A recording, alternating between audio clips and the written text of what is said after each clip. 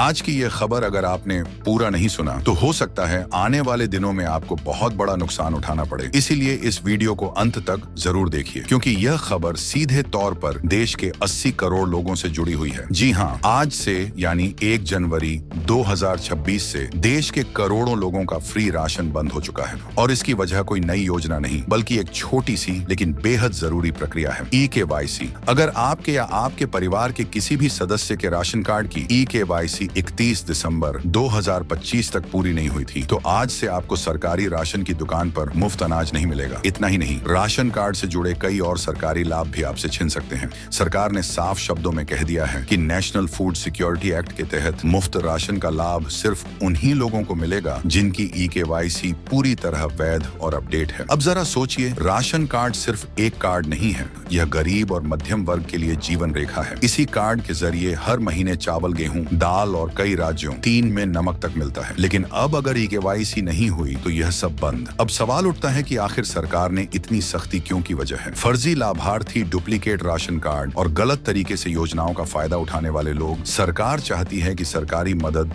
सिर्फ असली और जरूरतमंद लोगों तक पहुंचे। इसलिए आधार से लिंक eKYC को अनिवार्य किया गया था। लोगों को महीनों का समय दिया गया। मोबाइल से घर बैठे eKYC करने की सुविधा दी गई। myKYC ऐप के जरिए कुछ मिनटों में यह काम हो सकता था, लेकिन फिर भी लाखों लोग इसे नजरअंदाज करते रहे और अब उसका नतीजा सामने है। बिहार की बात करें तो यहाँ 50 लाख से ज्यादा लोगों के नाम राशन कार्ड की सूची से हटाए जा सकते हैं। उत्तर प्रदेश में यह आंकड़ा कई लाख तक पहुंच सकता है। और अगर पूरे देश की बात करें तो 1 करोड़ से ज्यादा लोगों का नाम कटने की संभावना है। जिन लोगों के नाम लिस्ट से हट गए हैं, उन्हें अब सरकारी दुकान से एक दाना भी मुफ्त नहीं मिलेगा। कई लोग सोच रहे होंगे कि क्या अब भी कोई रास्ता बचा है, क्या मोबाइल से या दुकान पर जाकर eKYC हो सकती है? तो साफ जवाब है नहीं। 31 दिसंबर 2025 अंतिम तारीख थी और वह अब निकल चुकी है। सरकार की तरफ से फिलहाल कोई राहत या एक्सटेंशन नहीं दिया गया है। इसका मतलब ये है कि जिनका eKYC नहीं हुआ है, उन्हें अब खुद पैसे देकर बाजार से राशन खरीदना पड़ेगा। और यह स्थिति तब तक बनी रहेगी जब तक सरकार कोई नई गाइडलाइन जारी नहीं करती। अब इस फैसले का असर सिर्फ राशन तक सीमित नहीं है।